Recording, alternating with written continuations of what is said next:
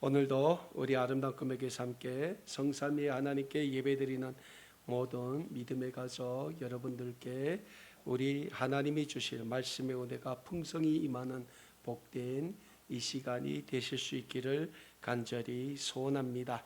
사랑하는 여러분, 우리는 지금 사도행전의 말씀으로 올 한 해 우리 아름다운 꿈의 교회가 세워야 할 영적인 성장과 영적인 회복은 어떤 영적인 성장과 영적인 회복이 되어야 하는가에 대하여 배우고 있습니다. 오늘은 사도행전 34번째 시간으로 본문 말씀인 14장 19절에서 28절의 말씀을 중심으로 하나님 나라는 어떤 사람이 들어갈 수 있을까라는 제목으로 함께 하나님의 말씀을 배우도록 하겠습니다. 사랑하는 여러분, 우리는 지금 예수 그리스도를 믿는 믿음의 삶을 살고 있습니다. 그리고 우리가 이 땅에서 예수 그리스도를 믿는 믿음의 삶을 다 살아낼 때 우리가 전국적으로 가야 할 나라가 있습니다. 그러면 여러분, 우리가 이 땅에서 한 생을 살면서 예수 그리스도를 믿는 믿음의 삶을 잘 살아내고 가야 할 그 나라는 어떤 나라입니까? 성경은 그 나라는 하나님 나라다라고 말씀하고 있습니다. 그래서 신약성경 빌립보서의 말씀을 보면 사도 바울이 우리에게 우리의 시민권은 이 땅에 있는 것이 아니라 하나님 나라 시민권이 있다라고 말씀을 하고 있습니다. 어떤 사람들은 그럽니다. 아니, 하나님 나라의 시민권을 내가 받아봤어? 이래요. 근데 여기에서 중요한 거는 하나님 나라는 우리에게 보이는 나라가 아니라는 겁니다. 우리가 지금 삼위일체 하나님에 대해서 주일 성경 공부에서 배웠지만은 하나님은 어떤 존재로 우리에게 함께 하십니까? 영입니다. 영. 영은 보이지 않아요. 그럼에도 불구하고 하나님은 영적인 존재이지만은 우리의 삶 가운데 깊이 자리하고 있고 우리의 삶을 오늘도 하나님의 뜻대로 그 하나님의 구원의 나라로 인도해 주고 계신다는 겁니다. 그래서 우리의 삶에 있어서 가장 중요한 게 내 삶에 하나님이 계시는가, 영이신 하나님이 계시는가, 영이신 하나님을 내가 모시고 사는가가 굉장히 중요해요. 사도행전이 우리에게 어떤 말씀을 전해주고 있습니까? 이 땅에 주님의 몸된 초대교회가 세워진 후 그 초대교회가 얼마나 많은 핍박과 환난을 받고 있습니까? 그런데 그 핍박과 환난 가운데서도 주님의 몸된 교회들은 계속 세워져 나갔고 그 안디옥 교회에서 파송한 사도 바울과 바나바라는 이 두 선교사가 지중해 연안의 도시 국가들, 오늘의 터키, 튀르키예 지방의 소도시 국가들을 순회하면서 예수 그리스도의 생명의 복음을 전하는 그 역사를 우리에게 말씀하고 있는 말씀이 사도행전이에요. 그래서 신약성경에서 사도행전을 뭐라고 합니까? 신약성경의 역사서다. 어떤 역사입니까? 이 땅에 주님의 교회들이 어떻게 세워졌고 예수 그리스도의 생명의 복음이 어떻게 선포되기 시작했는가에 대해서 우리에게 자세히 가르쳐주고 있는 말씀이다라고 해서 교회의 역사서다라고 말씀을 하는 거예요. 복음의 역사서다. 그런데 여러분, 우리가 사도행전을 통해서 배우고 있지만은 이 초대교회 당시 예수 그리스도의 생명의 복음이 이 땅에 선포될 때 예루살렘을 떠나 유대와 사마리아와 온 땅 끝까지 온 민족 온 열방에게 이 복음이 전해지는 그 길이 그렇게 쉬운 길입니까? 아니에요. 쉬운 길이 아니에요. 가는 곳마다 유대인들의 뭐가 있었습니까? 핍박과 환난이 있었어요.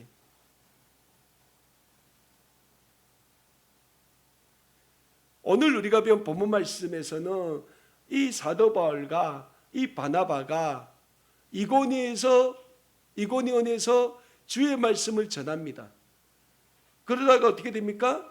유대인과 그 유대인들의 충동을 받은 그 이고니온의 권력자들, 그리고 그 유대인들을 따라다니는 그 무리에 의해서 쫓겨나지. 그래서 르스드라라는 한 소도시로 갑니다. 근데 거기서 또 복음을 전하니까 유대인들이 안디옥, 이거는 안디옥 교회가 있는 안디옥은 아니에요. 비시디아 안디옥이라는, 거기에 비시디아가 안디옥이 같이 붙어 있는데 그 지중해 소도시인 안디옥에서부터 이 유대인의 종교 지도자들이 무리를 충동하여, 이방인들 충동하여 이 르스드라까지 끌고 와서 바울을 어떻게 합니까? 돌로 쳐 죽여요. 돌로 칩니다. 그리고 바울이 죽은 줄 알고 그 바울의 시체를 르스드라의 외곽, 그러니까 시내에 떨어진 거기로 내치는 장면이 나옵니다. 뭡니까? 복음의 길은 우리에게 쉽게 이루어지는 길이 아니라는 겁니다. 지금으로부터 120년 전 우리 대한민국에 복음이 들어왔죠. 누구를 통해 들어옵니까? 저 태평양 건너 미국과 캐나다에 있는 선교사님들로 인해서 복음이 들어옵니다. 그런데 그때 우리 대한민국에 복음이 전해지는 게 그렇게 쉬웠을까요? 아니에요. 그때 대한민국은 대원군이라는 상하 왕의 아버지가 세국 정책을 암으로 해가지고 그 복음을 전한다는 게 굉장히 어려웠어요. 그래서 맨 처음에 우리 대한민국에는 이 기독교 복음보다 먼저 들은 게 뭡니까? 천주교예요. 그래서 천주교, 그때 믿는 천주교인들을 얼마나 많이 죽였어요. 굉장히 많이 죽였어요.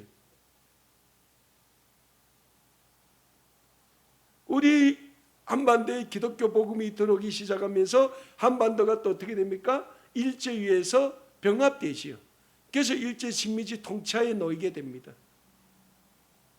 그러면서 일본이 우리 대한민국의 역사와 문화를 없애버리기 위해서 가장 먼저인 게 뭡니까? 창씨개명. 우리 조선 사람들의 이름을 다 일본 이름으로 바꾸라는 거예요. 그 다음 두 번째는 게 뭡니까? 일본 천황에게 절을 내라. 신사참배. 거기 그 신사참배를 거부했던 많은 목사님들, 얼마나 많은 분들 순교의 길을 걸었습니까? 주기철 목사님, 최봉선 목사님, 김익두 목사님, 많은 분들이 순교의 길을 걸었어요.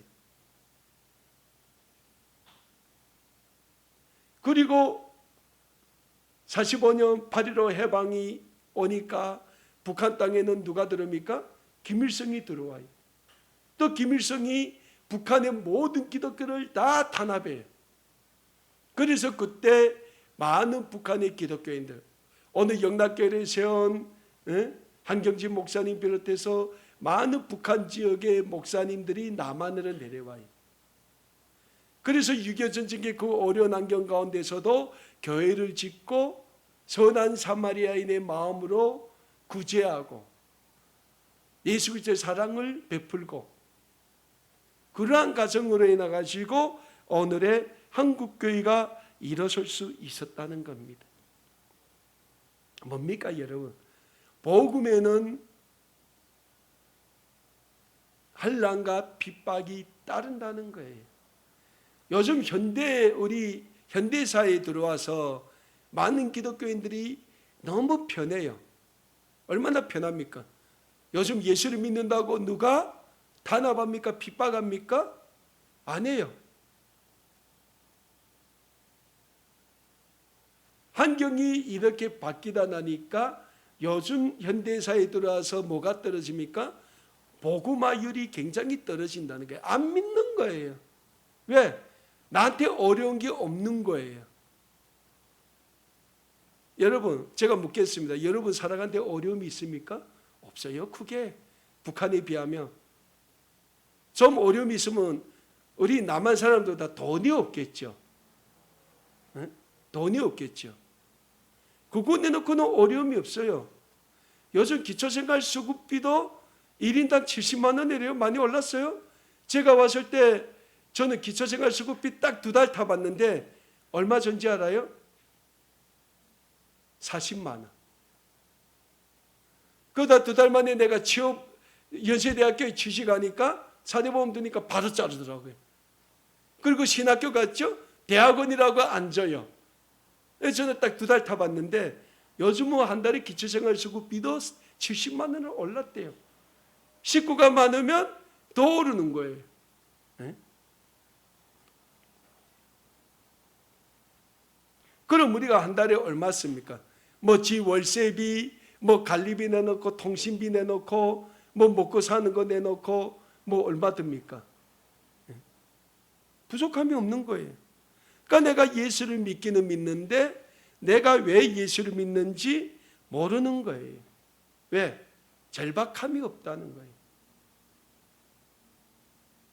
저는 어떨 때 기도하면서 이런 기도합니다. 하나님, 내가 북한을 탈북해서 중국에서 그 어려운 환경 가운데서 예수를 믿지 않았다면, 안 믿고 저도 대한민국 왔다면 저는 예수를 믿었을까요? 어떤 때 기도하며 그런 질문을 하나님께 드린 적이 있어요. 안 믿었을 거예요. 안 믿었을 거예요. 근데 저는 그 중국에서 그 갈 데도 없고 오늘 어디 갈까, 어디서 살까, 뭐 먹을까, 그런 인생의 가장 막다른 골목 가운데 예수를 믿게 됐고, 김성호 선교사님이라는 그 선교사님 통해서 예수 그리스도의 사랑을 받았고, 그때 정말 이게 예수님이 살아계시는구나 라는 믿음이 있었기 때문에 그 믿음을 가지고 아마 오늘까지 오지 않는가. 네? 정말 솔로몬이 고백했던 것처럼 정말 바람에 나는 겨와 같은 믿음. 그런데 예수님은 우리에게 뭘 봅니까? 그 바람에 나는 겨와 같은 믿음도 너한테 있느냐라고 묻는다는 거예요. 그럴 때 우리는 뭐라고 말씀하겠습니까? 주님, 저한테는 바람에 나는 겨와 같은 믿음이 있습니다 라고 우리는 과연 하나님한테, 예수님 앞에서 우리가 말씀할 수 있을까? 그 고백을 알 수 있으면 우리는 하나님 나라에 들어갈 수 있는 사람이라는 거예요.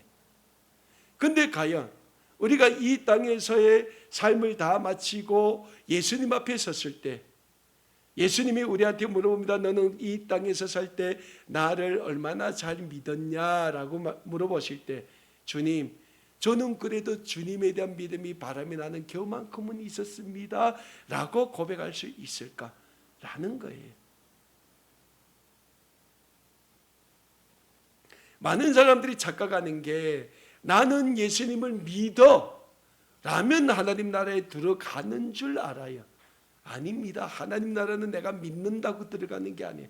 이 땅에서의 나의 삶이 예수님 앞에 섰을 때 증명이 돼야 된다는 거예요. 오늘 본문 말씀에 계속 나오는 이 사도 바울과 바나바의 삶, 1차 선교여행이 지금 막바지에 이르렀는데 이들의 삶은 어떤 삶입니까? 환경에 따라가는 삶이 아니었다는 거예요. 사초에서 죽음이 기다렸고 사초에서 예수의 복음을 전하면 나에게 차려지는 것은 영광이 아니라 핍박과 환난이라는 걸 알면서도 이들은 가는 곳마다에서 예수 그리스도의 복음을 전했다는 거예요. 그래서 이들이 안디옥을 떠나서 비시디아 안디옥을 떼서 이고니온을 비롯해서 많은 곳에서 예수 그리스도의 복음을 전할 때 이들에게 차려진 것은 하나님에 대한 구원의 영광도 있었지만은 그보다는 핍박과 환난이 더 많이 따랐다는 거예요. 오늘 본문 말씀이 기록되어 있는 사도행전 18장 8절에서 10절의 말씀을 보며 루가오니아의 주변 소도시인 르스드라로 복음의 현장으로 옮긴 사도 바울과 바나바가 르스드라에서 태어나면서부터 걷지 못하는 안진뱅이를 만나는 데서부터 시작됩니다. 그런데 사도 바울과 바나바가 이 안진뱅이를 봤을 때 이 안진뱅이에게 뭐가 있는 걸 봤다고 했습니까? 구원에 대한 자그마한 믿음이 있는 걸 봤다고 했어요. 여러분, 태어나면서부터 안진뱅이로 태어난 사람, 이 사람을 한 생을 안진뱅이로 살자니까 얼마나 힘들었겠어요. 모욕과 한멸과 수치와 조롱과 그 모든 걸 안고 살았지 않겠습니까? 이 안진뱅이에게 한 가지 간절한 소원이 있다면 아마 안진뱅이에서 벗어나는 거였을 거예요. 그런데 이 르스드라는 소도시에 정말 사도 바울과 바나바라는 큰 사람들, 이 전에 있던 데서 그 소문을 듣고 안진뱅이는 간절하게 나도 그런 사람을 만날 수만 있다면 라는 소원이 있었을 거예요. 근데 정말 사도 바울과 바나바를 본 거예요.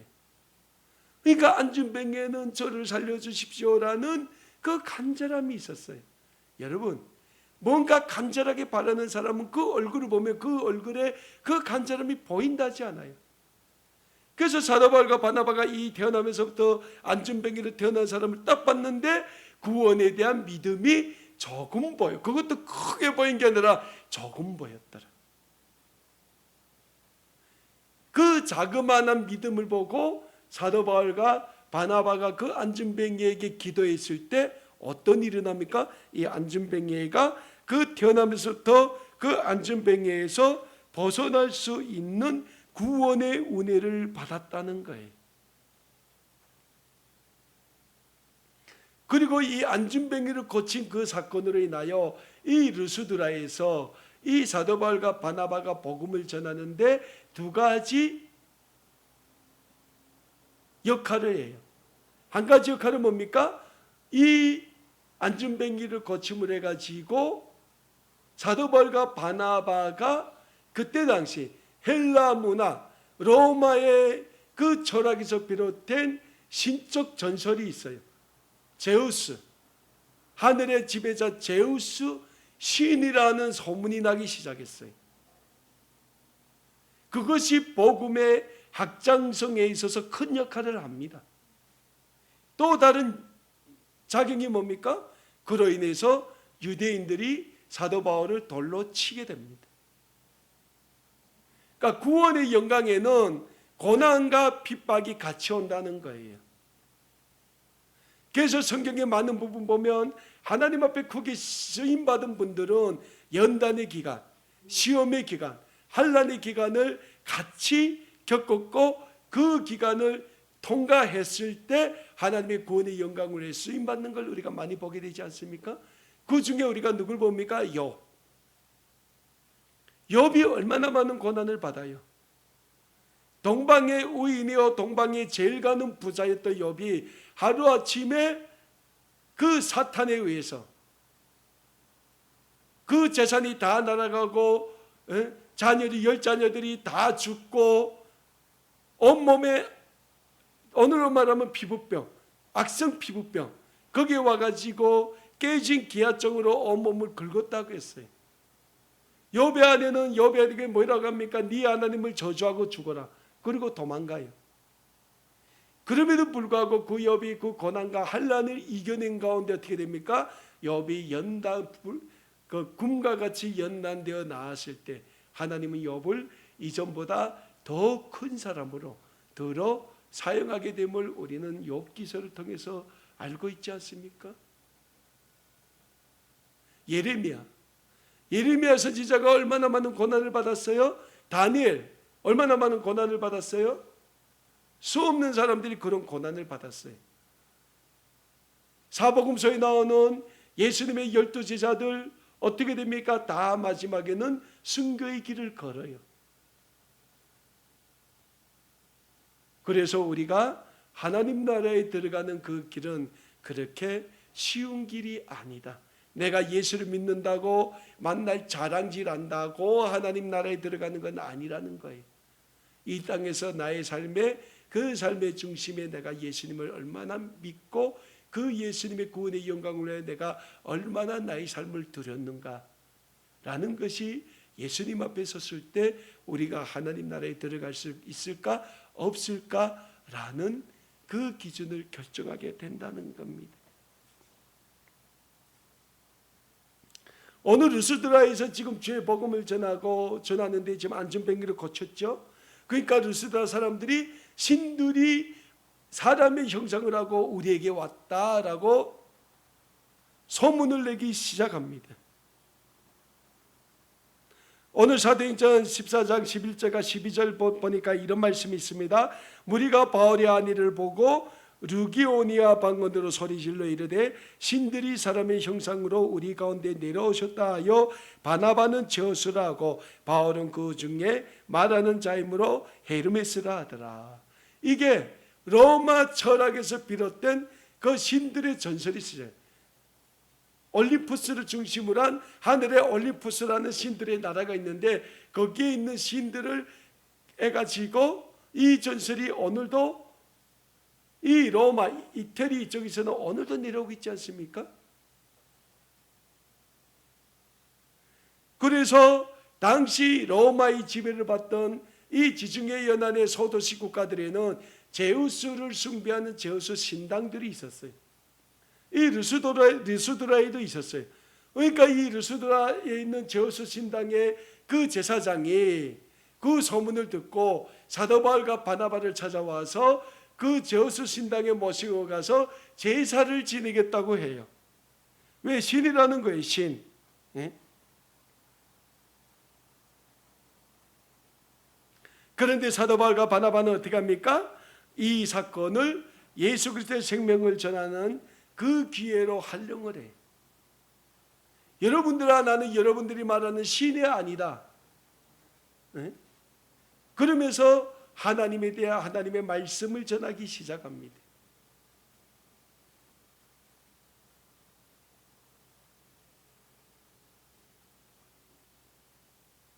사랑하는 여러분, 우리는 복음을 전할 때 그 복음의 기회가 어떤 기회든 그 기회를 우리가 잘 활용할 줄 아는 사람이 되어야 돼. 아마 여기 있는 우리가 어디에 가서 있는데 우리 보고 신이라면 우쭐해 있을 거예요. 아, 내가 신이 됐네. 그런데 바울과 바나바는 안 그랬다는 거예요. 그 순간을 예수 그리스도의 생명의 복음을 전하는 순간으로 활용을 했다는 거예요.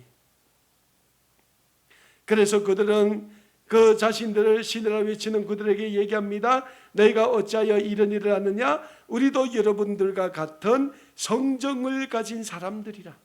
피조물이라는 거예요.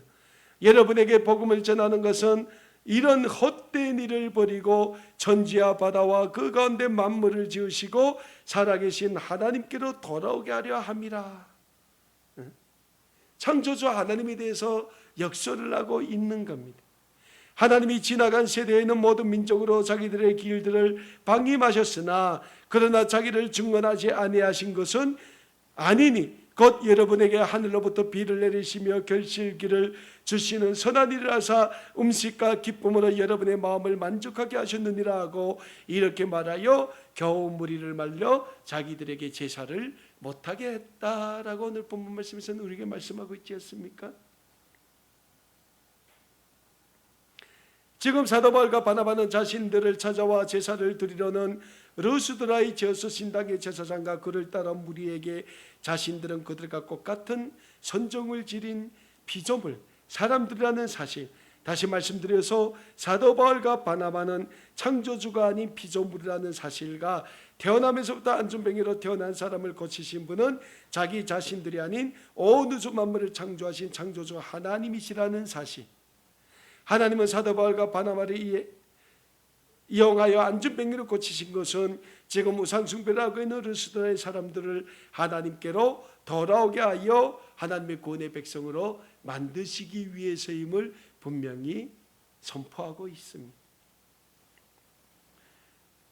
사랑하는 여러분, 오늘 르스드라에서 사도 바울과 바나바로부터 구원을 받은 안전병이는 하나님의 르스드라에 수많은 영혼들을 구원하기 위한 복음의 도구로 사용하셨음을 우리는 믿어야 합니다.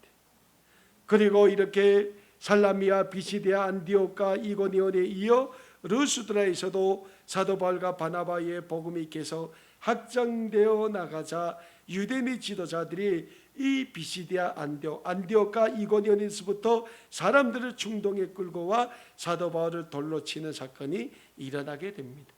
오늘 본문 말씀 사도행전 14장 19절의 말씀입니다.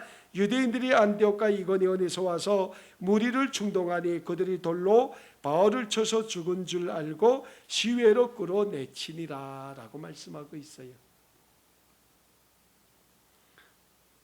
우리가 사도행전을 통하여 배우겠지만 예수 그리스도의 복음을 전하는 사역은 그렇게 쉽게 형통하게 이루어지는 사역이 아니며 늘 마귀 사탄의 지배한 방해와 그로 인하여 오늘 본문 말씀에 나오는 사도 바울처럼 온갖 핍박과 환난을 견뎌내는 사역임을 우리는 잊지 말아야 합니다. 그래서 베드로 사도는 우리에게 말하고 있습니다. 오늘도 마귀 사탄은 우는 사자와 같이 삼킬 자를 찾아 두루 다니고 있다라고 우리에게 말씀하고 있습니다. 무엇보다 우리가 예수 그리스도의 복음을 전할 때 또 하나 명심해야 할 때 진리는 복음은 우리가 전하지만 그 복음을 주관하시는 분은 우리 하나님이시며 복음을 전하는 사도 바울이나 바나바를 핍박과 환난 가운데서 지켜주시는 분도 우리 하나님이시라는 영적인 진리를 우리는 또한 믿어야 합니다. 무엇보다 사도 바울과 바나바가 자신들의 생명을 내어놓고 예수 그리스도의 복음을 전하기에 힘썼던 것은 그들의 삶의 중심에 하나님 나라의 소망이 가득 차 있었기 때문에 자신들에게 닥친 모진 핍박과 환난을 꿋꿋이 이겨낼 수 있었던 겁니다. 오늘 본문 말씀이 사도행전 14장 19절에서 사도 바울을 돌로 쳤던 유대인들과 그들을 따라왔던 이들이 사도 바울이 자신들의 던진 돌에 맞고 죽은 줄 알고 바울의 시체를 루스드라의 외곽에 던졌다라고 이야기합니다. 그러나 바울은 죽지 않았습니다. 왜서입니까? 하나님이 사도 바울을 지켜주셨기 때문입니다. 왜서입니까? 사도 바울은 아직 예수 그리스도의 복음을 전파해야 할 사명을 다 감당하지 못했기 때문입니다. 그래서 하나님이 사도 바울을 지켜주신 겁니다. 사랑하는 여러분, 하나님은 사명을 주신 사람은 그 사명을 다 이루기까지 그의 모든 삶을 지켜주시고 보호해 주신다는 영적인 진리를 잊지 말고자 합니다. 이 앞에서 있는 박 목사도 마찬가지예요. 제가 하나님 앞에서 얼마나 대단한 사람이겠습니까? 아닙니다. 저도 여러분과 같은 성정을 가진 인간이며 저도 하나님 앞에서는 죄인일 거예요. 그런데 저에게는 하나님이 주신 분명한 사명이 있습니다. 2000년 8월 중국의 저 흑룡강성 발해진이라는 데서 제가 성경을 읽을 때 하나님이 요한복음 12장 24절의 말씀을 통해서 너는 북한 복음화를 위한 복음의 미랄이 되라 라는 사명을 주셨어요. 그 사명을 다 이루기까지 하나님은 제가 부족하지만은 저의 삶을 지켜 보호해 주신다는 거예요. 그래서 제가 많은 생사를 넘나드는 어려움이 있었지만은 제가 이렇게 살아나고 회복될 수 있었던 것은 저에게 주신 하나님의 사명을 다 이루기까지 하나님은 저를 지켜 보호해 주신다는 거예요. 그래서 여러분들도 분명한 것은 하나님이 주신 사명을 받아야 한다는 거예요. 사명을 받으십시오. 사명을 받은 사람은 하나님이 그가 죽음의 악을 골짜기에 들어갈 때라도 그를 지켜주시고 보호해주시고 그 죽음의 악을 골짜기에서 건져내 주신다는 거예요. 오늘 본문 말씀에서 그 유대인들과 그 유대인들을 따르는 사람들이 돌로 바울을 쳤어요. 그냥 쳤겠어요? 아, 죽었구나라고 할 때까지 쳤겠죠. 그리고 죽은 줄 알고 바울의 시체를 루스드라 시 외곽에 던졌다는 거예요. 근데 바울이 죽었습니까? 안 죽어요. 왜? 바울에게는 하나님이 주신 복음에 대한 사명이 있지 않습니까? 그 사명이 끝나지 않았기 때문에 하나님은 바울을 지켜주신 거예요. 그래서 제자들이 바울을 찾아왔을 때 바울이 일어났다고 했어요. 그래서 어디로 갑니까? 더베로 가요. 더베. 이때가 사도 바울이 안디옥 교회에서 파송받은 1차 선교 여행을 마무리하는 단계입니다. 그리고 더베에서도 바울과 바나바는 예수 그리스도의 생명의 복음을 전했다. 이렇게 죽었다라면 도망갈 거예요. 주랭랑을 칠 거예요. 우리는. 근데 바울은 뭡니까? 더베에 가서도 주의 복음을 전하는 사역에 힘썼다는 거예요. 이렇게 사도 바울과 바나바는 1차 선교 여행을 마치고 다시 더베를 떠나 르스드라와 이고니온을 거쳐 안디옥으로 돌아가게 됩니다. 그리고 돌아가는 곳마다 사도 바울과 바나바는 자신들의 제자들을 만나 예수 그리스도를 믿는 믿음을 굳세게 지킬 것과 하나님 나라에 들어가려면 많은 환난과 박해를 받아야 할 것을 이야기합니다. 오늘 본문 말씀은 사도행전 14장 22절 말씀입니다. 복음을 그 성에 전하여 많은 사람을 제자로 삼고 르스드라와 이고니온과 안디옥으로 돌아가서 제자들의 마음을 굳게 하여 이 믿음의 머물러 있으라 권하고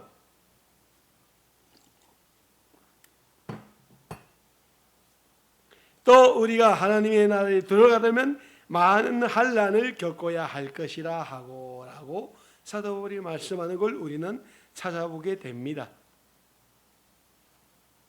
여러분 오늘도 마찬가지입니다. 우리는 너무나도 행복하게 예수 그리스도를 믿는 믿음의 삶을 살고 있지는 않는지 돌아보아야 합니다. 그래서 우리는 어찌 보면 그냥 주일날 교회에만 잘 출석하고 하나님께 예배만 잘 드리면 천국 입성을 따놓은 단상이라고 착각하고 있지는 않는지 우리의 삶을 돌아보아야 합니다.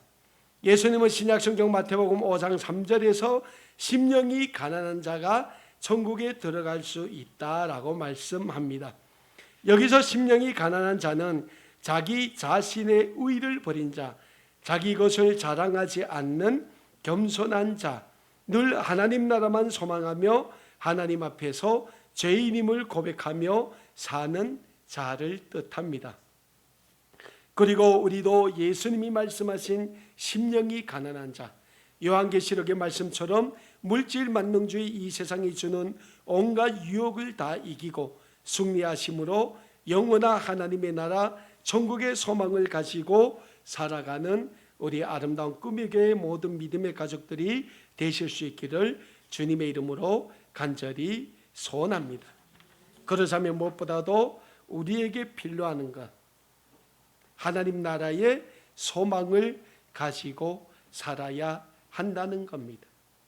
무엇보다 우리는 오늘 많은 사람들이 하나님 나라에 들어가는 길 쉽게 여기고 있지만 절대로 그렇지 않다는 영적인 진리를 늘 믿으며 이 세상을 살아가야 합니다. 신약성경 요한계시록 21장 7절을 보면 우리에게 이런 말씀을 주고 있습니다.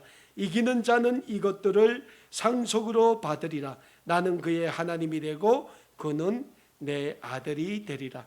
그리고 같은 요한계시록 21장 7절에서 우리에게 또 분명히 이기는 자, 이것을 상속으로 받고 하나님이 우리의 하나님이 되고 우리는 하나님의 아들이 된다.